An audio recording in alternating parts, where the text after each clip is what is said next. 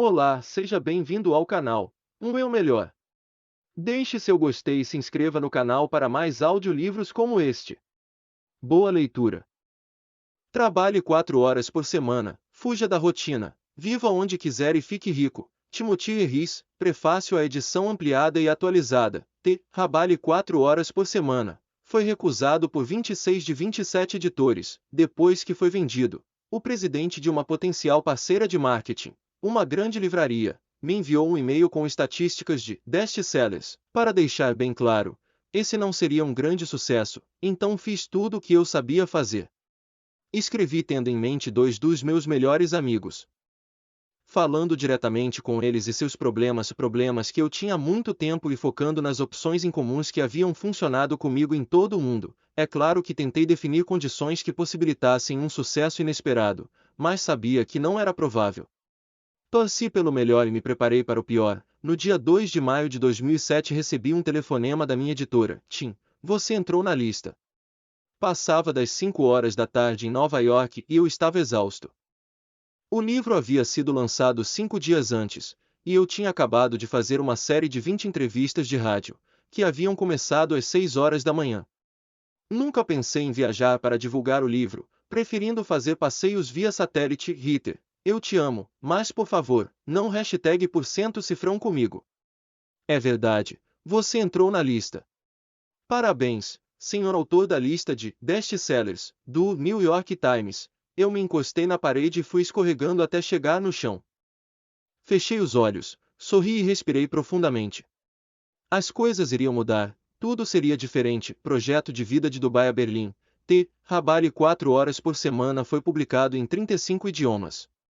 Está há mais de 2 anos nas listas dos livros mais vendidos e todos os meses surgem novas histórias, novas descobertas. Da Economist, a capa da New York Times Style, das ruas de Dubai aos cafés de Berlim. O tema do projeto de vida penetrou diversas culturas e se tornou um movimento mundial. As ideias do livro se multiplicaram, melhoraram, e foram testadas em ambientes e de formas que eu jamais havia imaginado. Então, por que a nova edição se as coisas estão indo tão bem? Porque eu sabia que poderia ficar melhor e que havia um ingrediente faltando.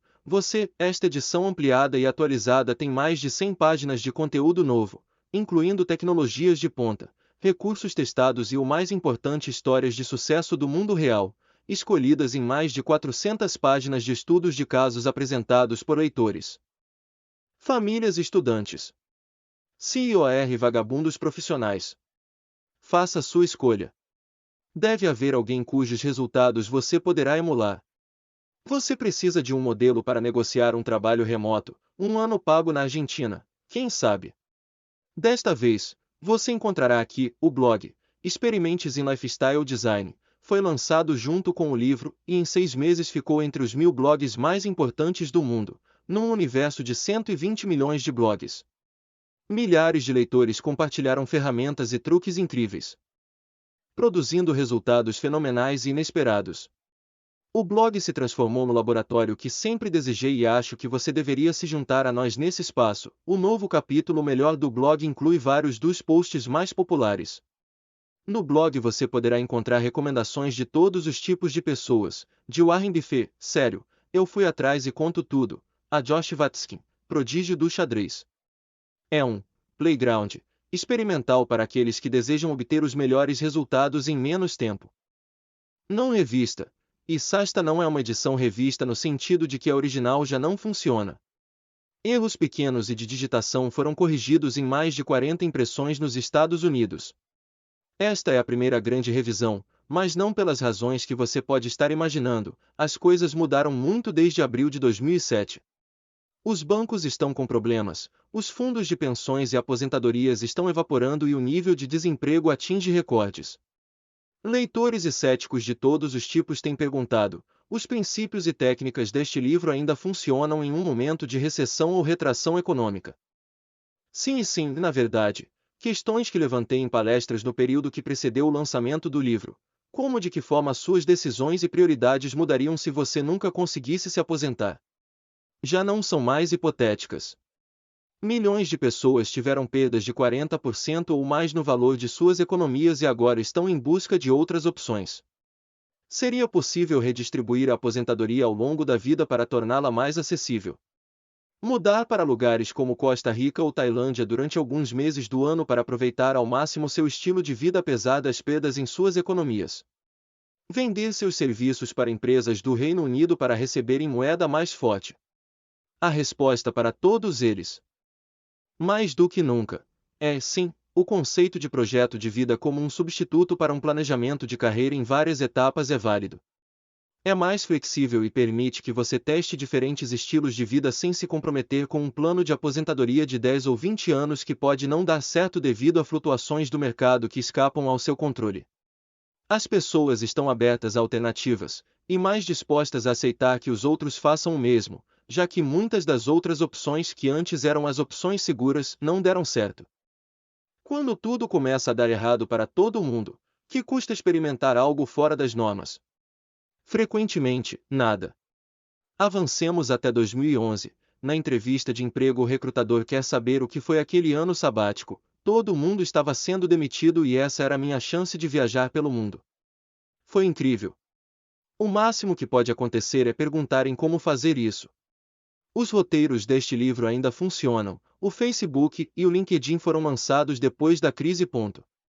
Com pós-2000. Entre os bebês pós-recessão estão Apple, Cliff Bar, KFC, Domino's Pizza, FedEx e Microsoft. Não se trata de simples coincidência, pois as crises econômicas produzem um barateamento da infraestrutura, freelancers, excelentes cobrando muito pouco e contratos de publicidade a preço de banana, coisas impensáveis quando reina o otimismo, seja um ano sabático, uma nova ideia para um negócio, a reengenharia da sua vida ou sonhos que você vem adiando para um dia. Nunca houve melhor época para testar o incomum. O que é que pode acontecer de tão ruim? Insisto para que você lembre sempre de fazer esta pergunta quando começar a ver as infinitas possibilidades que estão fora da sua zona de conforto. Este período de pânico coletivo é sua grande chance de experimentar. Foi uma honra compartilhar os últimos 2 anos com leitores incríveis de todo o mundo e espero que gostem desta nova edição tanto quanto eu gostei de prepará-la. Sou, e continuarei a ser, um humilde estudante de todos vocês. Um abraço forte. Tim Ferriss, São Francisco, Califórnia, 21 de abril de 2009. Antes de mais nada, aqui. Leiam isto, céticos. Projeto de vida é para você. Há grandes chances de que seja. Aqui estão algumas das dúvidas e dos temores mais comuns que as pessoas têm antes de se lançar e se juntar aos novos ricos. Tenho que sair do meu emprego. Preciso correr riscos? A resposta é não, para ambas as perguntas. Desde usar truques mentais Jedi para desaparecer do escritório até planejar negócios que financiem seu estilo de vida. Há caminhos em todos os níveis de segurança.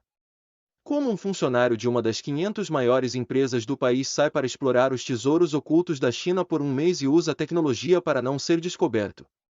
Como você pode criar um negócio que gere $80.000 mensais sem precisar de gerenciamento? Está tudo aqui. Tenho que ser um solteiro de 20 e poucos anos, de jeito nenhum. Este livro é para qualquer um que se incomode com o plano de adiar a vida para a aposentadoria e que queira vivê-la intensamente em vez de postergá-la.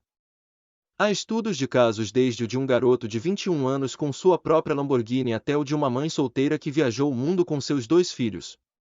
Se você está cansado do cardápio padrão de opções e está preparado para adentrar um mundo com infinitas opções, este livro é para você. Tenho que viajar. Só quero ter mais tempo? Não. É só uma das opções. O objetivo é criar liberdade de tempo e de mobilidade e usá-las como você quiser. Tenho que ter nascido rico. Não. Meus pais nunca ganharam mais de $50.000 por ano, juntos, e eu trabalho desde os 14 anos. Não sou um Rockefeller e você também não precisa ser. Tenho que ser formado por uma faculdade de ponta? Não. A maior parte das pessoas cujos casos são apresentados neste livro não se formou nas Harvards da vida, e algumas delas nem se formaram. Instituições de excelência são maravilhosas, mas há vantagens pouco reconhecidas em não ter frequentado uma delas. Formandos das escolas de ponta são empurrados para os empregos de 80 horas por semana, com altos salários, e acreditam que o caminho natural é passar de 15 a 30 anos em um trabalho torturante. Como eu sei? Eu estive lá e vi a destruição. Este livro a reverte. Minha história. E por que você precisa deste livro? Toda vez que você se encontrar do lado da maioria, é hora de parar e refletir. Mark Twain, alguém que vive dentro de suas possibilidades, sofre de falta de imaginação. Oscar Wilde, dramaturgo e escritor irlandês, minhas mãos suavam novamente, olhando para o chão para evitar ser ofuscado pelas fortes luzes no teto. Eu supostamente era um dos melhores do mundo, mas a ficha simplesmente não tinha caído. Minha parceira Alicia mexia os pés inquieta. Enquanto ficávamos em fila com os outros 9 casais, todos escolhidos dentre mais de 1000 competidores de 29 países e 4 continentes. Era o último dia das semifinais do Campeonato Mundial de Tango, e essa era nossa última apresentação diante dos juízes, das câmeras de televisão e da plateia barulhenta. Os outros casais estavam, em média, há 15 anos juntos. Para nós, era o ápice de 5 meses de treinos diários de 6 horas seguidas, e finalmente era a hora do show. Como você está se sentindo? Perguntou-me Alicia, uma experiente dançarina profissional, em seu distinto castelhano com sotaque argentino. Fantástico. Maravilhoso. Vamos apenas curtir a música. Esqueça a plateia, eles nem mesmo estão aqui. Isso não era totalmente verdade. Era difícil acomodar as 50.000 pessoas, entre espectadores e coordenadores, mesmo no El Rural, o maior centro de convenções em Buenos Aires. Através da grossa cortina de fumaça de cigarros, era praticamente impossível distinguir a enorme multidão nas arquibancadas. Por todos os lados, o chão estava sem cobertura, exceto no espaço sagrado de 30x40 no meio de tudo. Ajeitei meu casaco risca de giz e fiquei mexendo no meu lenço azul de seda até que ficou óbvio que eu estava apenas inquieto. Você está nervoso? Não estou nervoso, estou empolgado. Vou apenas me divertir e deixar as coisas acontecer. Número 152, é sua vez. Nosso supervisor tinha feito seu trabalho e agora era nossa vez.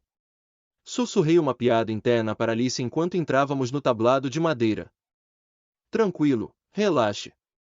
Ela sorriu e, bem nesse momento, pensei comigo mesmo, o que será que eu estaria fazendo agora se não tivesse largado meu emprego e saído dos Estados Unidos há mais de um ano? Esse pensamento desapareceu tão rápido quanto surgiu, quando o locutor falou ao microfone e a plateia incendiou-se. Pareja número 152, Timothy Ferris y Alicia Monti, Ciudad de Buenos Aires. Era a nossa vez, e eu estava radiante, afortunadamente, hoje em dia, a mais fundamental das questões americanas me. É muito difícil de responder. Se não fosse, você não teria este livro nas mãos, então, o que você faz? Presumindo que você consiga me encontrar, o que é bem difícil, e dependendo de quando você me pergunte, eu preferiria que não perguntasse, eu poderia estar andando de moto na Europa, mergulhando em uma ilha particular no Panamá, descansando sob uma palmeira depois de uma sessão de kickboxing, na Tailândia ou dançando tango em Buenos Aires. A graça é que não sou um multimilionário, e tampouco quero ser. Nunca gostei de responder a essa pergunta de coquetel porque ela reflete uma epidemia da qual eu fiz parte por muito tempo. A descrição do seu emprego ser a descrição de você mesmo. Se alguém me perguntar isso agora e não for absolutamente sincero, eu explico o meu estilo de vida misterioso de forma muito simples: sou distribuidor de drogas. Quase sempre, a conversa acaba aí. É apenas meia verdade, apesar disso. A verdade completa levaria tempo demais. Como eu poderia explicar que o que faço com o meu tempo e o que faço para ganhar dinheiro são coisas completamente diferentes? Que trabalho menos de 4 horas por semana e ganho mais dinheiro por mês do que costumava ganhar em um ano. Pela primeira vez, vou contar a história real. Ela envolve uma discreta subcultura, a das pessoas chamadas de novos ricos, o que faz um milionário que mora em um iglu que um morador de uma kitnet não faz. Segue uma série incomum de regras. Como faz um funcionário de carreira de uma grande empresa de ponta para fugir e viajar o mundo por um mês sem que seu chefe sequer perceba? Ele usa a tecnologia para ocultar o fato: o ouro está ficando velho. Os novos ricos, NR, são aqueles que abandonam os planos de uma vida adiada e criam estilos de vida luxuosos no presente. Usando a moeda dos novos ricos, tempo e mobilidade. Isso é uma arte e uma ciência a que nos referiremos daqui em diante como projeto de vida. PV. Passei os últimos 3 anos viajando com pessoas que vivem em mundos normalmente além da sua imaginação. Em vez de odiar a realidade, Vou lhe mostrar como moldá-la à sua vontade. É mais fácil do que parece. A minha jornada de funcionário de escritório, mal pago e atolado de trabalho, a membro do CNR é, a princípio, mais estranha do que a ficção, e agora que já decifrei o código fácil de reproduzir. Há uma receita: a vida não tem que ser tão difícil. Não tem mesmo. A maior parte das pessoas, inclusive eu mesmo no passado, passa muito tempo convencendo a si mesmas de que a vida tem que ser difícil, resignando-se ao trabalho diário das 9 às 5, em troca de, algumas vezes, passar um fim de semana relaxante e férias ocasionais, poucos dias ou será demitido. A verdade, pelo menos a verdade segundo a qual eu vivo e que compartilharei neste livro, é bem diferente. Da alavancagem de diferenças cambiais à terceirização da sua vida e a desaparecer. Vou mostrar-lhe como um pequeno grupo de pessoas usa alguns truques econômicos para fazer o que a maior parte das pessoas considera impossível. Se você pegou este livro, o mais provável é que não queira ficar sentado atrás de uma mesa até os 62 anos de idade. Mesmo que seu sonho seja sair do círculo vicioso do trabalho, fazer viagens incríveis pelo mundo, vaguear por longos períodos, bater recordes mundiais ou simplesmente mudar drasticamente sua carreira, este livro vai lhe dar todas as ferramentas de que você precisa para conseguir aqui e agora. Em vez de fazê-lo na frequentemente ilusória aposentadoria. Há uma maneira de se conseguir as recompensas de uma vida de trabalho duro sem ter que esperar até o final dela. Como? Começa com um simples detalhe de que a maior parte das pessoas se esquece, de que eu me esqueci por 25 anos. As pessoas não querem ser milionárias, querem usufruir do que acreditam que apenas milionários podem comprar. Chalés nas montanhas, mordomos e viagens exóticas frequentemente estão em questão. Que tal passar óleo de coco em sua barriga, deitado em uma rede, enquanto ouve as ondas bater ritmadamente contra o deck do seu bangalô com um teto de sapê? Parece bom. $1 milhão no banco não é a fantasia. A fantasia é a vida de liberdade total que ele supostamente garante. A questão, então, é: como alguém pode viver como um milionário, com liberdade total, sem primeiro ter $1 milhão? Nos últimos 5 anos, respondi a essa pergunta para mim e este livro vai respondê-la para você. Mostrarei exatamente como separei renda de tempo e criei meu estilo ideal de vida nesse processo, viajando pelo mundo e aproveitando o melhor que este planeta tem a oferecer. De que forma passei de jornadas diárias de 14 horas e salário de $40 mil por ano para jornadas semanais de 4 horas e $40 mil por mês, ajuda a saber onde isso tudo começou. Muito estranhamente, foi numa turma de estudantes que muito em breve seriam analistas de investimentos. Em 2002, fui convidado por Ed Shaw, um grande orientador e meu antigo professor de empreendedorismo em alta tecnologia na Universidade Princeton, para voltar e falar para seus alunos sobre minhas aventuras empresariais no mundo real. Fiquei chocado.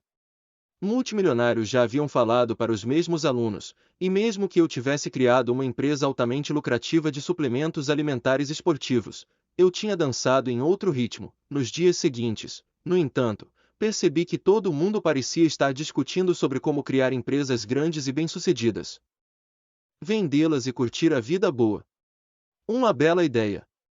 A pergunta que ninguém parecia preocupado em responder era: por que fazer isso tudo em primeiro lugar? Qual é a grande vantagem que justifica passar os melhores anos de sua vida esperando ser feliz ao final dela? As palestras que eu desenvolvi ultimamente, chamadas distribuição de drogas por prazer e lucro, começavam com uma premissa simples: testar os dogmas mais básicos da equação vida-trabalho. Suas decisões se alterariam se a aposentadoria não fosse uma opção. Que tal se você pudesse ter uma mini-aposentadoria para experimentar o seu plano de vida adiada antes de trabalhar 40 anos em favor dele? É realmente necessário trabalhar como um escravo para viver como um milionário? Eu mal sabia onde essas questões me levariam. A conclusão inusitada. As regras do senso comum do mundo real são uma coleção frágil de ilusões reiteradas.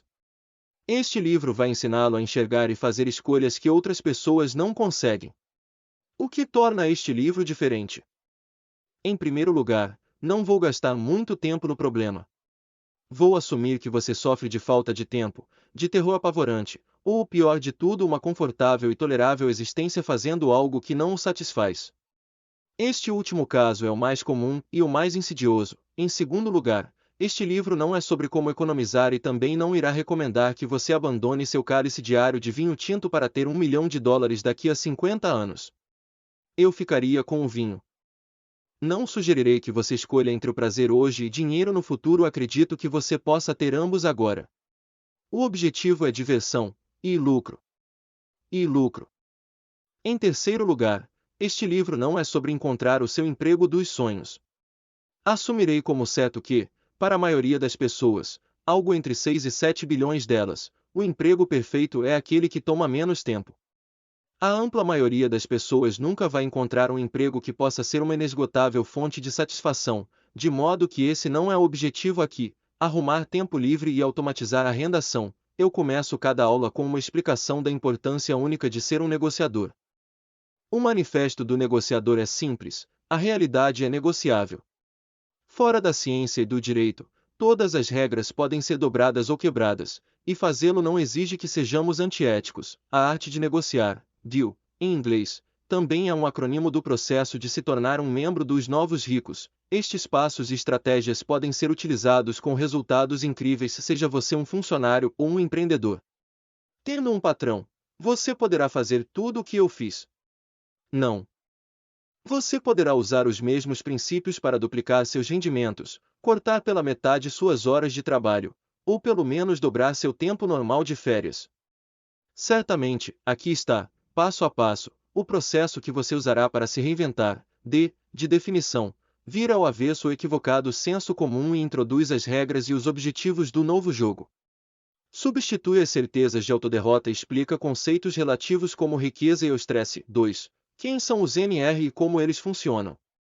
Essa seção explica de modo geral a receita do projeto de vida, os fundamentos antes de adicionarmos os 3 ingredientes. E, de eliminação, líquida, a noção obsoleta de gerenciamento do tempo de uma vez por todas. Mostra exatamente como eu usei as palavras de um economista italiano praticamente esquecido para transformar uma jornada de 12 horas em jornadas de 2 horas, em 48 horas. Aumente seus resultados por hora mais de 10 vezes com técnicas contraintuitivas dos CNR de cultivo de ignorância seletiva, de dieta pobre em informação e de outras formas de ignorar o que não é importante. Essa seção fornece o primeiro dos 3 ingredientes do projeto de vida, tempo. A. De automação. Coloca o fluxo financeiro no piloto automático usando arbitragem geográfica, terceirização e regras de não decisão. Das classificações tributárias às rotinas dos CNR mais bem-sucedidos, está tudo aqui. Essa seção fornece o segundo ingrediente de um projeto de vida luxurioso, renda L, de liberação, é o manifesto de mobilidade das pessoas inclinadas à globalidade. É apresentado o conceito de mini-aposentadorias, assim como os meios para o controle remoto e infalível de funções e para escapar de seu patrão. Liberação não é sobre viagens econômicas, é sobre romper para sempre os laços que o prendem a um único lugar. Essa seção traz o terceiro e último ingrediente do projeto de vida, mobilidade. Devo notar que a maior parte dos patrões não ficará muito contente se você passar 1 hora por dia no escritório, e que quem possui um emprego formal deve, portanto, ler os passos da mentalidade empreendedora na ordem, mas implementá-los como, dela. Se você decidir permanecer em seu emprego atual, será necessário criar liberdade geográfica antes de cortar em 80% sua jornada de trabalho. Mesmo se você nunca tiver considerado tornar-se um empreendedor, no sentido moderno da palavra, o processo do deal vai torná-lo um, no sentido puro da palavra, tal qual cunhado pelo economista francês J. B. Say, em 1800. Alguém que transfere recursos de uma área de rendimento menor para uma de rendimento maior. 3. Por último, mas não menos importante, muito do que recomendo aqui parecerá impossível e até mesmo ofensivo ao senso comum básico. Eu prevejo isso. Decida agora testar esses conceitos como um exercício de raciocínio lateral. Se você tentar, verá o quão mais embaixo é o buraco, e você jamais voltará. Respire fundo e deixe-me mostrar a você o meu mundo. E lembre-se, tranquilo, é hora de se divertir e deixar que o resto venha. Tim Ferriss, Tóquio, Japão, 29 de setembro de 2006. Cronologia de uma patologia. Um perito é alguém que já cometeu todos os erros que se podem cometer em uma área bem restrita. Niels Bohr, físico dinamarquês vencedor do Prêmio Nobel, normalmente ele era insano, mas tinha momentos lúcidos, quando era meramente estúpido. Heinrich Heine, poeta e crítico alemão, e esse livro vai ensinar a você os princípios exatos que usei para me tornar o seguinte: tetracampeão mundial de vale tudo, primeiro americano na história a conquistar um recorde mundial de tambo no Guinness, palestrante convidado de empreendedorismo na Universidade Princeton. Linguista aplicado em japonês, chinês, alemão e espanhol, pesquisador de índices de glicemia, campeão nacional chinês de kickboxing, dançarino de break, da MTV de Taiwan, conselheiro esportivo de mais de 30 atletas recordistas mundiais, ator de séries televisivas de destaque na China e em Hong Kong, apresentador de TV na Tailândia e na China. Pesquisador de refugiados políticos e ativista, mergulhador, piloto de motocicletas de corrida, como cheguei a esse ponto é um bocado menos glamouroso. 1977, nasci prematuro de 6 meses e com 10% de chance de sobreviver. Apesar disso, sobrevivo e fico tão gorducho que mal consigo dar uma cambalhota. Um problema muscular nos olhos me faz olhar em direções opostas, e minha mãe se refere a mim carinhosamente como Atum. Até aí, tudo bem. 1983, quase sou reprovado no jardim de infância porque me recuso a aprender o alfabeto. Minha professora se recusa a me explicar por que eu deveria aprendê-lo, optando, em vez disso, porque eu sou a professora aqui. Digo a ela que isso é uma estupidez e peço para que ela me deixe em paz, para que eu possa ficar desenhando tubarões. No entanto, ela me manda para o cantinho do castigo e esfrega minha boca com sabão. Começa meu desprezo pela autoridade. 1989, meu primeiro emprego. As lembranças. Sou contratado por um salário mínimo como faxineiro de uma sorveteria e rapidamente concluo que o método do patrão duplica o esforço necessário. Faço as coisas do meu jeito, termino em 1 hora em vez de 8, e passo o resto do dia lendo revistas de Kung Fu e praticando golpes de karatê. Sou demitido em um recorde de 3 dias, ouvindo a seguinte frase na hora da despedida: talvez algum dia você entenda o valor do trabalho árduo. Parece que eu ainda não entendi. 1993, parto para um ano de intercâmbio no Japão, onde as pessoas trabalham exaustivamente, até a morte um fenômeno chamado karoshi, e disse dos japoneses que gostariam de ser shintoístas quando nascem, cristãos quando se casam e budistas na hora da morte. Entendo então que a maior parte das pessoas é muito confusa sobre a vida. Uma noite, querendo pedir a minha mãe no intercâmbio que me acordasse na manhã seguinte, Okazu, pedi a ela que me estuprasse violentamente, Okazu, ela ficou bem confusa. 1996, consigo entrar despercebido em Princeton, a despeito das minhas notas no vestibular serem 40% inferiores à média e do meu conselheiro de ingresso à universidade que, durante o ensino médio, me dizia para ser realista. Concluo que na verdade eu simplesmente não sou bom. Faço especialização em neurociência e então mudo para estudos do leste asiático, para evitar ficar instalando tomadas em cabeças de gatos. 1997, hora de ficar milionário. Crio um audiobook, chamado Como eu venci a Ivy League. Uso todas as minhas economias de 3 verões trabalhando como temporário para confeccionar 500 fitas, e consigo vender exatamente nenhuma. Só deixo minha mãe jogá-las fora em 2006, depois de 9 anos de recusa. Assim é a alegria da autoconfiança exagerada e injustificada. 1998, depois de 4 grandalhões espancarem um amigo meu, peço demissão sumariamente do emprego mais bem remunerado no campus, e desenvolvo um seminário de leitura dinâmica. Cubro campus com centenas de medonhos cartazes verde neon que diziam triplique sua velocidade de leitura em 3 horas. E estudantes típicos de Princeton escrevem baboseira em cada um deles. Vendo 32 lugares a $50 cada um para o evento de 3 horas, e $533 por hora me convencem de que pesquisar o mercado antes de desenvolver um produto é mais esperto do que o contrário. 2 meses depois, estou de saco cheio de leitura dinâmica e encerro o negócio. Detesto serviços, preciso de um produto para vender. Outono de 1998, uma grande disputa acadêmica e o medo agudo de me tornar um operador de banco de investimentos me levam a cometer suicídio universitário e informar a secretaria de que eu estava, até segunda ordem, abandonando a faculdade. Meu pai está convencido de que nunca voltarei, e eu estou convencido de que minha vida acabou. Minha mãe acha que não há nada de mais nisso, e que não há motivos para dramalhão. Primavera de 1999. Em 3 meses, eu aceito empregos, e saio deles, de designer, de conteúdos na Berlitz, a maior editora de materiais em línguas não inglesas do mundo, e de analista em uma microempresa de pesquisas sobre asilo político. Naturalmente.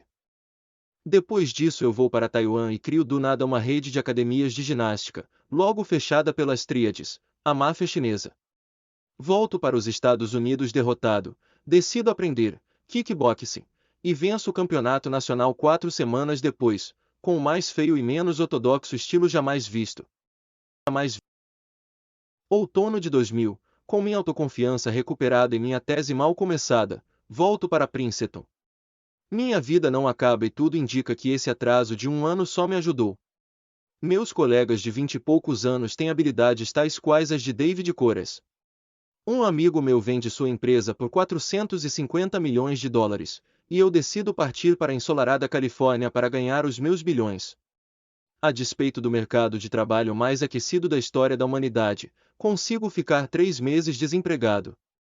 Depois de formado, quando tiro um coringa da manga e começo a mandar para um CEO 32 e-mails consecutivos. Ele finalmente cede e me contrata no departamento de vendas, primavera de 2001.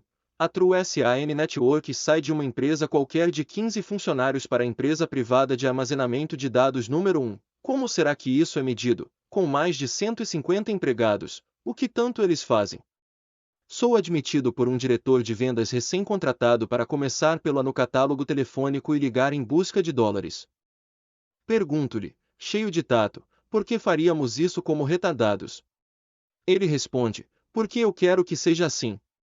Não é um bom começo. Outono de 2001, depois de 1 ano de jornadas diárias de 12 horas de trabalho, descubro que sou a segunda pessoa que ganha menos na empresa, depois apenas da recepcionista. Recorro à tática de surfar agressivamente na internet o dia inteiro. Uma dessas tardes, já sem nenhum vídeo obsceno para mandar para as pessoas, resolvo investigar o quão difícil seria começar uma empresa de suplementos alimentares. Descubro que posso terceirizar tudo, da manufatura das vitaminas à publicidade. 2 semanas e 5 mil dólares, no cartão de crédito. Depois, meu primeiro lote está em produção e ponho no ar um website. Uma coisa boa, considerando-se que sou demitido exatamente uma semana depois, de 2002 a 2003, a Brenkel ICKENLLC decola, e eu estou ganhando mais de 40 mil dólares por mês em vez de 40 mil por ano. O único problema é que agora eu odeio a vida e trabalho mais de 12 horas por dia. 7 dias por semana. Quase uma situação da qual eu não consigo sair. Tiro uma semana de férias e vou com minha família para Florença, na Itália, e fico 10 horas por dia pirando num cibercafé. Merda. Começo a ensinar estudantes de Princeton como criar empresas de sucesso, quer dizer, lucrativas, ponto. Inverno de 2004. O impossível acontece e sou abordado por uma empresa de infomerciais e por um conglomerado israelense, interessados em comprar minha jovem Brenkel ICKEN. Eu simplifico as coisas, elimino várias delas, ainda por cima coloco tudo em ordem para me tornar mais valioso. Milagrosamente, a BQ não desmorona, mas as duas propostas são canceladas. Estou de volta ao ponto zero. Pouco tempo depois, as duas empresas tentam copiar meu produto e perdem milhões de dólares. Junho de 2004, decido que, mesmo que minha empresa imploda, preciso sair dessa vida antes que eu vire o Howard Hughes. Viro tudo de cabeça para baixo, e de malas na mão. Vou para o aeroporto JFK, em Nova York, para comprar a primeira passagem só de ida para a Europa que consigo encontrar. Aterrizo em Londres e pretendo ficar na Espanha por 4 semanas, para recarregar minhas baterias antes de retornar às minas de sal. Começo meu relaxamento tendo uma síncope nervosa logo na primeira manhã, julho de 2004 a 2005. As 4 semanas viram 8, e eu decido ficar na Europa indefinidamente, como uma prova final de automação e experimentação do meu modo de vida. Limitando minhas consultas ao e-mail a apenas 1 hora, às segundas-feiras pela manhã. Tão logo elimino o gargalo que sou eu, os lucros aumentam 40%. O que mais nesta vida você faz quando não tem mais que trabalhar como desculpa por ser hiperativo e para evitar as grandes questões?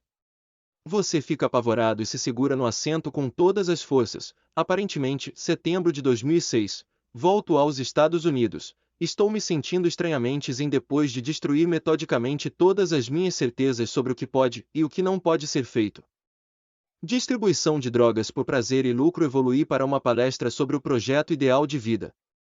A nova mensagem é simples. Eu já vi a Terra Prometida, e aqui vai a boa notícia.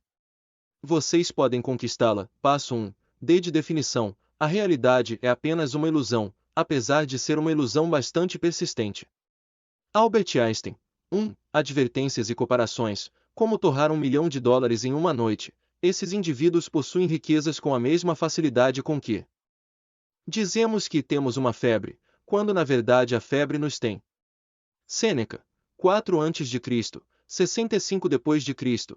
Tenho a noção de que aparentemente ricos, mas terrivelmente empobrecidos mais do que qualquer outra classe, que acumularam entulho, mas não sabem como usá-lo ou como se livrar dele, e que ainda, por cima forjaram seus próprios grilhões dourados ou prateados. Henry David Editorial, de 1817 a 1862, 1h da manhã, 9.000 metros acima de Las Vegas, S. Meus amigos, bêbados a ponto de falar enrolando a língua. Já estavam dormindo. Éramos apenas nós dois, então, na primeira classe. Ele estendeu-me a mão para se apresentar e um enorme como se fosse um desenho animado anel de diamante se materializou do nada na minha frente, quando seus dedos passaram pela minha luz de leitura. Mark era um legítimo magnata.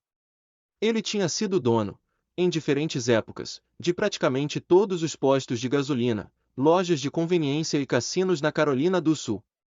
Confessava com um semi-sorriso que, em uma viagem normal para Las Vegas, ele e seus amigos guerreiros chegavam a perder, na média, de 500 mil a $1 milhão cada um. Legal, endireitou-se na poltrona e a conversa migrou para minhas viagens, mas eu estava mais interessado na incrível capacidade dele de ganhar dinheiro. Então, entre todos os seus negócios, de qual deles você mais gosta? A resposta levou menos de um segundo, de nenhum deles. Ele explicou que tinha passado mais de 30 anos com pessoas de quem não gostava para comprar coisas de que não precisava. A vida tinha se tornado uma sucessão de esposas troféus. Ele já estava na número 3, carros caríssimos e outras diversões vazias. Mark era um daqueles mortos vivos, isso é exatamente onde não queremos terminar, maçãs e laranjas, uma comparação. E não, o que faz a diferença? O que separa os novos ricos, caracterizados pelas opções que fazem, dos adiadores, aqueles que economizam tudo para o final apenas para descobrir que, no final, a vida já passou, tudo começa do começo. Os novos ricos podem ser separados da multidão com base em seus objetivos, que refletem prioridades e filosofias de vida bem distintas. Note como diferenças sutis nos enunciados mudam completamente as ações necessárias para se atingir o que, num primeiro olhar, parecem ser objetivos similares. Isso não é limitado a donos de seus próprios negócios. Até mesmo o primeiro enunciado, como demonstrarei adiante, pode ser aplicado a funcionários. Trabalhar para si mesmo, NR. Fazer outras pessoas trabalharem para você, trabalhar quando você quer, NR. Evitar trabalhar somente pelo trabalho, e fazer o menor esforço necessário para o maior efeito, menor carga eficiente, ponto. Aposentar-se precocemente, ainda jovem, NR. Distribuir períodos de descanso e aventuras, mini aposentadorias, ao longo da vida, em bases regulares, e reconhecer que a inatividade não é o objetivo. Fazer aquilo que o estimula e dá prazer é o verdadeiro objetivo. Comprar todas as coisas que você quer ter, NR. Fazer todas as coisas que você quer fazer, e ser tudo aquilo que você quer ser. Se isso incluir algumas ferramentas, que sejam conquistadas, mas que se saiba que são apenas meios para conseguir um objetivo, ou um bônus, nunca o foco. Ser o patrão em vez do empregado. Estar no comando, NR. Não ser nem o patrão nem o empregado, mas o proprietário. Ser o dono da ferrovia e ter alguém para operar os trens com pontualidade. Ganhar uma tonelada de dinheiro, NR. Ganhar uma tonelada de dinheiro com uma razão específica e sonhos definidos a serem perseguidos, incluindo cronogramas e métodos de ação. Para qual finalidade você está trabalhando? Ter mais, NR. Ter mais qualidade e menos bagunça. Ter grandes reservas financeiras, mas reconhecer que a maior parte dos desejos materiais é apenas justificativa para gastar tempo com coisas que, na verdade, não importam, inclusive comprar coisas e se preparar para comprar coisas. Você passou 2 semanas negociando seu novo carro importado com a concessionária e conseguiu $10.000 de desconto. Que ótimo! Sua vida tem algum sentido. Você contribui com algo útil para o mundo ou está apenas embaralhando papéis, batucando num teclado e voltando para casa para passar os fins de semana bêbado em frente à televisão, alcançar a estabilidade final, seja abrindo o capital da própria empresa, vendendo-a, aposentando-se, ou conseguindo alguma outra galinha de ovos de ouro. NR. Pensar grande, mas garantir uma renda constante, primeiro fluxo financeiro, depois grandes fortunas. Ter liberdade para não fazer aquilo de que você não gosta. NR. Ter liberdade para não fazer aquilo de que você não gosta, mas também a liberdade e a determinação de perseguir os seus sonhos sem voltar ao trabalho pelo trabalho. Depois de anos de trabalho repetitivo, você provavelmente sentirá a necessidade de cavar fundo para encontrar suas verdadeiras paixões. Para redefinir seus sonhos e para reviver hobbies que você deixou atrofiar até a beira da extinção. O objetivo não é apenas eliminar o que é ruim, porque isso não provoca nada além de um vácuo, mas perseguir e experimentar o que há de melhor no mundo. Pulando fora do trem errado, o primeiro princípio é que você não deve enganar a si mesmo, mas você é a pessoa mais fácil de se enganar. Richard P. Feynman, físico ganhador do Prêmio Nobel, foi o bastante. Nada mais de ser uma Maria vai com as outras. A busca cega por dinheiro é a jornada dos tolos. Já fretei aviões para voar sobre os Andes, experimentei alguns dos melhores vinhos do mundo em estações de esqui de 5 estrelas, vivi como um rei, descansando na enorme piscina de uma vila particular. Aqui está o pequeno segredo que eu raramente conto: tudo isso custou menos do que um aluguel nos Estados Unidos. Se você libertar-se das amarras de tempo e de geografia, seu dinheiro automaticamente passa a valer de 3 a 10 vezes mais. Isso não tem nada a ver com taxas de câmbio. Ser financeiramente rico e ter a habilidade de viver como um milionário são duas coisas fundamentalmente diferentes. O dinheiro se multiplica em valores práticos dependendo do número de QS que você controla na sua vida. O que você faz, quando você faz, em que lugar você faz e com quem você faz.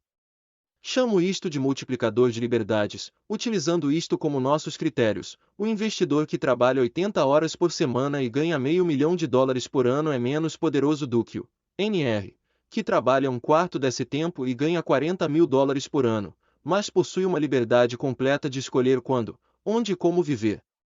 O $500 mil pode valer menos do que os 40 mil. E vice-versa. Quando descartamos os números e passamos a enxergar o padrão de vida derivado do dinheiro, opções, a habilidade de escolher é o verdadeiro poder. Este livro é todo sobre como enxergar e criar as opções com o menor esforço e o menor custo possível.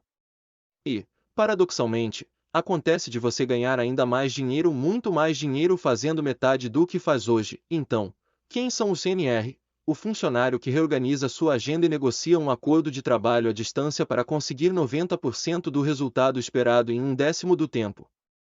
O que lhe libera tempo bastante para atravessar o país esquiando ou para fazer trilhas com sua família, 2 semanas por mês. O proprietário de um negócio que elimina os clientes e os projetos menos lucrativos, terceiriza inteiramente todas as operações e viaja o mundo colecionando documentos raros, montando via internet um website do portfólio do seu trabalho como ilustrador.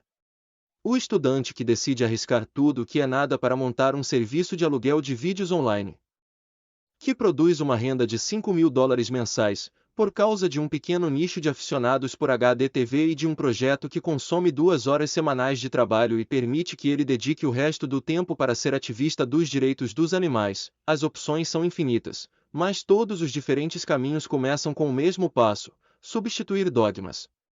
Para juntar-se ao movimento, você precisará aprender um novo léxico e redefinir sua direção utilizando a bússola de um mundo em comum. Da inversão de responsabilidades ao descarte total do conceito de sucesso, precisamos mudar as regras. Novos jogadores para um novo jogo, global e restrito. Turim, Itália. A civilização tem regras demais para o meu gosto, então eu fiz o possível para reescrevê-las. Bill Cosby. Logo que ele girou 360 graus no ar, o barulho ensurdecedor transformou-se em silêncio. Dali Bag Smith executou, backflip, com perfeição os esquis cruzados sobre sua cabeça e aterrissou no livro dos recordes. Quando deslizou até a linha de chegada, era 16 de fevereiro de 2006 e ele era agora um medalhista de ouro de esqui nos Jogos Olímpicos de Inverno de Turim. Ao contrário de outros atletas em tempo integral, ele não terá que voltar para um trabalho sem fim depois do seu momento de glória, tampouco terá que se lembrar desse dia como o clímax de sua única paixão. Além do que, ele tinha apenas 21 anos e dirigia uma Lamborghini preta, nascido no Canadá, de pais relativamente velhos. Dali encontrou sua vocação, uma empresa de baseada na internet, aos 13 anos. Por sorte, teve um parceiro e mentor com mais experiência, para ajudá-lo e guiá-lo, seu irmão de 15 anos, Jason.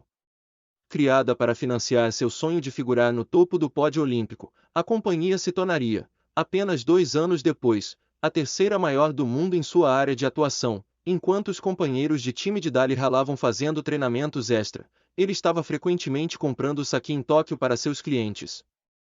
Em um mundo de trabalho duro, não melhor, seus treinadores começaram a achar que ele passava muito tempo em sua empresa e tempo insuficiente no treinamento, a despeito dos resultados. Em vez de escolher entre sua empresa ou seu sonho, Dali decidiu caminhar com ambos lado a lado, passou do um ou outro para um e outro. Ele não gastava muito tempo com a empresa, seu irmão e ele gastavam muito tempo acompanhando seu time favorito de hóquei no gelo. Em 2002, eles mudarão-se para a capital mundial do esqui. Na Austrália, onde o time era menor, mais flexível e treinado por uma lenda viva. 3 breves anos depois, ele recebeu a cidadania australiana, emparelhou-se com seus antigos companheiros de time e tornou-se o terceiro Aussie na história a ganhar o ouro olímpico de inverno. Na terra dos cangurus e das grandes ondas para o surf, Dali tornou-se postal. Literalmente. Logo depois da edição comemorativa de Elvis Presley, você poderá comprar selos com o rosto de Dali impresso neles. A fama tem seus bônus, assim como observar de fora as chances que são oferecidas a você também tem. Sempre há opções laterais, Nova Caledônia, Pacífico Sul, uma vez que você diga que vai parar por um segundo, isso é o que acontece na sua vida. John F. Kennedy, algumas pessoas parecem estar convencidas de que um pouco mais de dinheiro acertaria todas as coisas. Seus objetivos são alvos arbitrários imóveis, 300 mil no banco, 1 milhão na carteira de investimentos, 100 mil por ano em vez de 50 mil etc. O objetivo de Julie tinha um sentido intrínseco, regressar com o mesmo número de crianças com que ela havia partido. Ela reclinou-se em seu assento e observou os outros bancos por sobre seu marido adormecido, Mark, contando, como ela já havia feito milhares de vezes antes 1, 2, 3. Até aí tudo bem.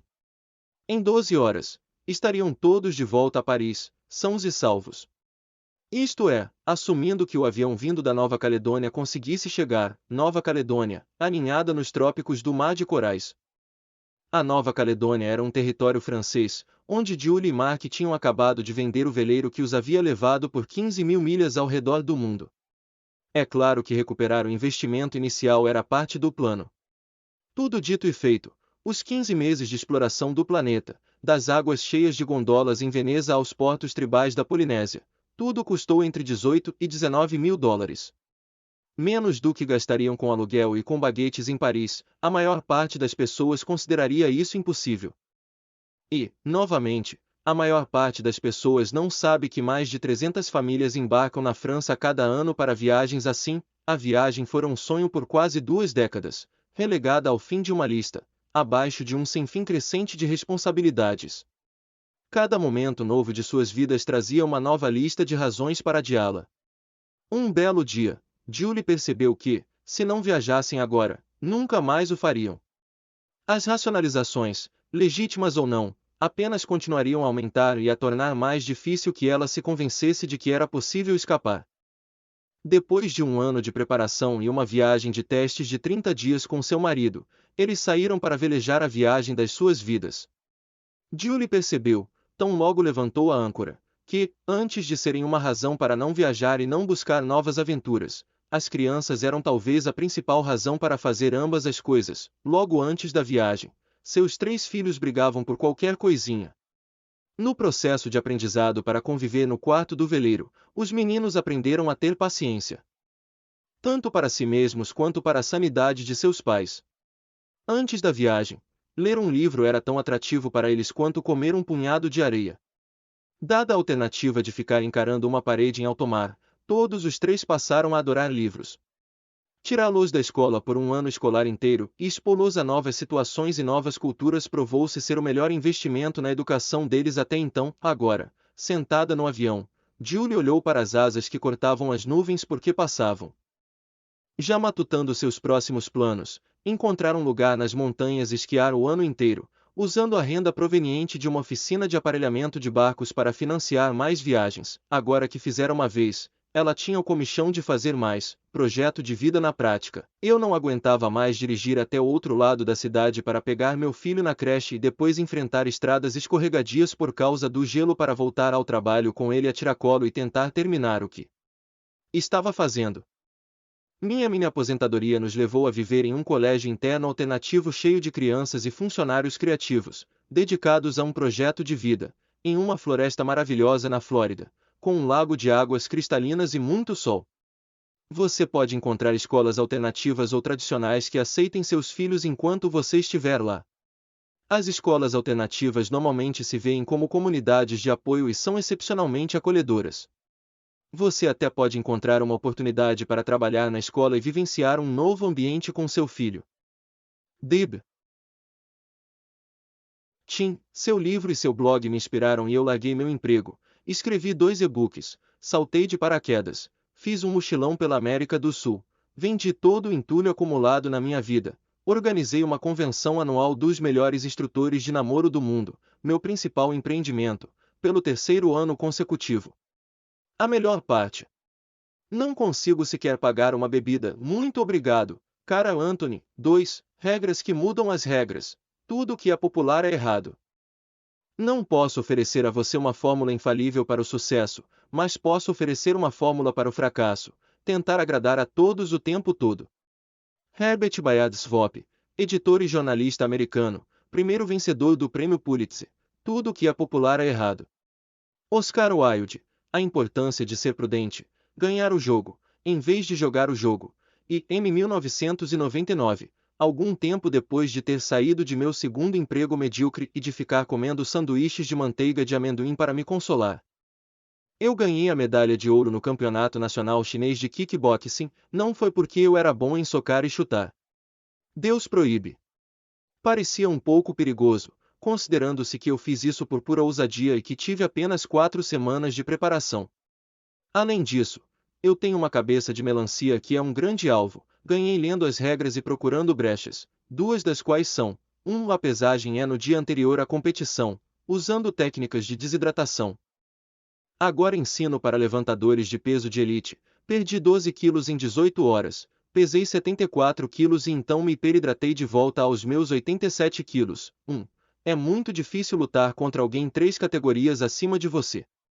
Pobres pequeninos. 2. Havia uma tecnicidade no regulamento: se um combatente cair da plataforma elevada 3 vezes em um único round, seu oponente vence. Eu decidi usar essa tecnicidade como minha única técnica e apenas derrubar meus oponentes do ringue. Como você pode imaginar, isso não deixou os juízes chineses muito felizes. O resultado: venci todas as minhas lutas por nocaute técnico e me sagrei campeão nacional, algo que 99% das pessoas com algo entre 5 e 10 anos de treinamento são incapazes de conseguir, mas empurrar pessoas para fora do ringue não significa ultrapassar os limites da ética. De maneira nenhuma, isso nada mais é do que fazer o incomum dentro das regras. A diferença importante é aquela entre as regras oficiais e as regras autoimpostas. Considere este exemplo do site oficial do Comitê Olímpico Internacional, www.olympic.org. A Olimpíada de 1968 na Cidade do México marcou a estreia internacional de Dick Fosbury e seu celebrado salto de costas, conhecido como Salto Fosbury, que revolucionaria o salto em altura. Na época, os atletas jogavam o pé para cima e depois por cima da barra, fazendo um movimento conhecido como straddle, perna aberta, em inglês, caindo de pé. A técnica de Fosbury empregava uma corrida em alta velocidade até a barra. com uma aproximação em diagonal antes de girar o corpo e passar por cima da barra de costas, jogando primeiro a cabeça. Enquanto treinadores de todo o mundo balançavam a cabeça incrédulos, o público da cidade do México, absolutamente fascinado, gritava olé. Fosbury saltou 2,22 metros sem derrubar a barra até atingir o recorde de 2,24 metros e conquistar a medalha de ouro. Em 1980, 13 dos 18 finalistas olímpicos usavam a técnica Fosbury. As técnicas de perda de peso e empurrão do ringue que eu usei agora são padrão na competição Sanshou. Eu não inventei nada, só previ o que seria inevitável, assim como outros que testaram essa abordagem. Agora faz parte da luta. Os esportes evoluem quando se matam as vacas sagradas, quando pressupostos básicos são testados. O mesmo vale para a vida e o estilo de vida. Desafiar o status quo vs. Ser estúpido. Maior parte das pessoas anda pela rua com as pernas. E se eu andasse pela rua apoiado em minhas mãos? E se eu vestisse a cueca por cima das calças para ser diferente? Não. Não faço essas coisas. Andar com as pernas e manter a cueca por dentro tem funcionado muito bem até agora. Não preciso consertar isso se está funcionando bem. O diferente é melhor quando é mais eficiente ou mais divertido. Se todo mundo define um problema ou o soluciona de determinada forma e os resultados são insatisfatórios, é hora de perguntar: e se eu fizesse o contrário? Não siga um modelo que não funciona. Se a receita não funciona, não importa o quão bom cozinheiro você é. Quando trabalhava com vendas de armazenamento de dados, meu primeiro trabalho depois da faculdade, percebi que a maior parte das ligações não chegava às pessoas desejadas por uma razão: pessoas que impediam os contatos. Se eu simplesmente fizesse todas as minhas ligações entre 8 horas e 8 horas e 30 e depois entre 18 horas e 18 horas e 30, conseguia evitar as secretárias e agendar mais do dobro das reuniões do que conseguiam os executivos seniores de vendas que ligavam entre 9 horas e 17 horas. Em outras palavras, eu conseguia o dobro dos resultados em 1/8 do tempo, do Japão a Mônaco, de mães solteiras que percorrem o mundo com seus filhos a pilotos multimilionários de automobilismo. As regras básicas dos NR bem-sucedidos são surpreendentemente uniformes e previsivelmente divergentes do que o resto do mundo pratica. As regras a seguir são as diferenças fundamentais que devemos ter em mente ao longo deste livro. 1. A aposentadoria é o seguro para o caso de acontecer a pior das hipóteses. Planejar a aposentadoria é como um seguro de vida. Deve ser encarado como nada mais do que uma previdência contra o caso de acontecer a pior hipótese, nesse caso, tornar-se fisicamente incapaz de trabalhar e precisar de uma reserva financeira para sobreviver. A aposentadoria como objetivo ou como redenção final é um equívoco por pelo menos 3 razões sólidas. A. Está subentendido na aposentadoria que você não gosta do que está fazendo durante os anos de maior vigor físico em sua vida. Isso é um erro fundamental. Nada pode justificar esse sacrifício. B. A maior parte das pessoas nunca será capaz de se aposentar e manter um padrão razoável de vida. Mesmo 1 milhão é apenas um trocado num mundo em que a aposentadoria tradicional leva 30 anos e a inflação reduz seu poder de compra de 2% a 4% por ano. A conta não fecha. 2. Os anos dourados da aposentadoria tornam-se uma vida de classe média baixa revisitada. Isso é um final amargo. C. Se tiver juntado dinheiro suficiente para a conta fechar. Isso significa que você é uma ambiciosa máquina de trabalhar. Se esse for o caso, quer saber? Basta uma semana de aposentadoria e você estará tão entediado que vai querer furar seus olhos. Provavelmente optará por procurar um novo emprego ou fundar uma nova empresa. E não é que isso derrota a ideia de esperar. Não estou dizendo para você não planejar para caso o pior aconteça. Eu reservei alguma quantia em um fundo de pensão, que uso principalmente para abater impostos. Mas não confunda isso com a aposentadoria como objetivo. 2. Interesse e energia são cíclicos. Se eu lhe oferecesse 10 milhões de dólares para trabalhar 24 horas por dia durante 15 anos e então se aposentar, você aceitaria? É claro que não, você não aguentaria. Não é uma situação sustentável, exatamente como aquilo que mais define uma carreira: fazer a mesma coisa por 8 ou mais horas por dia até você ter um colapso ou ter dinheiro bastante para parar de trabalhar definitivamente.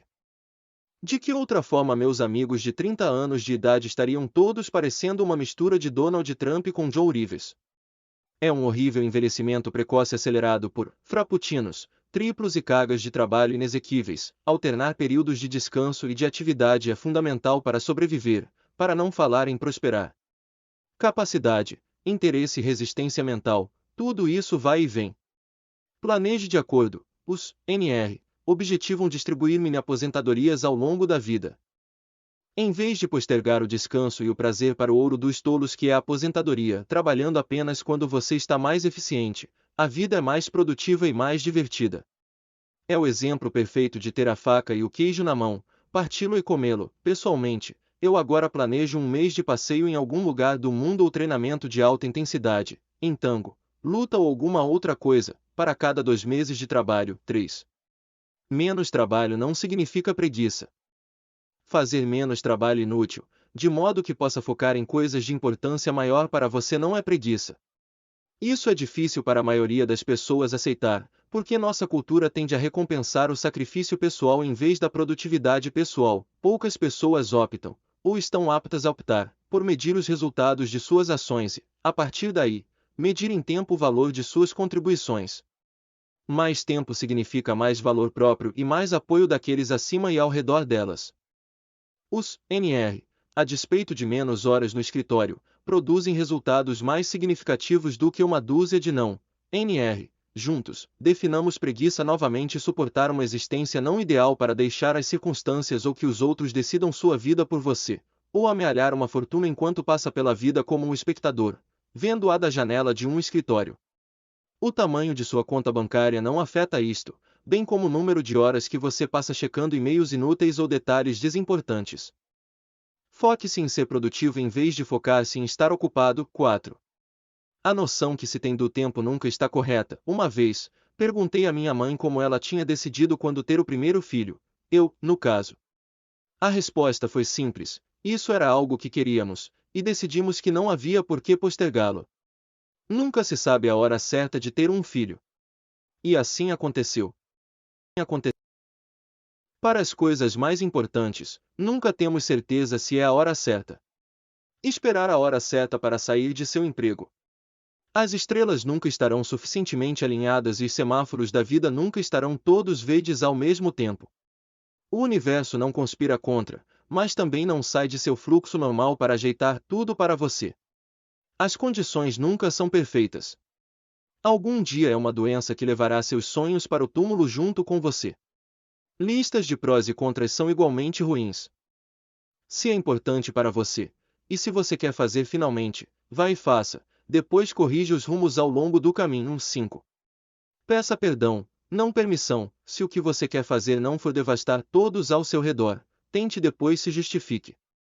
As pessoas, sejam pais, parceiros ou patrões, proíbem que se façam determinadas coisas, com base em uma noção de que eles podem aprender a aceitar o fato depois de consumado. Se o potencial de dano é moderado ou de alguma forma irreversível, não dê às pessoas a chance de dizer não. A maior parte das pessoas é rápida o bastante para interrompê-lo antes que você comece, mas é hesitante para entrar em seu caminho se você já estiver em movimento. Você faz melhor em virar um criador de problemas e pedir desculpas quando realmente errar. 6. Enfatize os pontos fortes, em vez de corrigir as fraquezas. A maioria das pessoas é ótima em um punhado de coisas e medíocre no resto. Eu sou ótimo em criação de produtos e em marketing, mas terrível na maior parte das coisas a seguir. Meu corpo é talhado para levantar objetos pesados e arremessá-los, simples assim. Ignorei isso por um longo tempo. Tentei praticar natação, mas parecia um macaco se afogando. Tentei jogar basquete, mas parecia um homem das cavernas. Aí resolvi começar a lutar e me encontrei. É muito mais lucrativo e divertido alavancar seus pontos fortes em vez de tentar consertar todas as rachaduras na sua armadura. A escolha é entre multiplicação de resultados utilizando-se dos pontos fortes ou desenvolvimento de melhorias retificando as fraquezas que se tornarão, na melhor das hipóteses,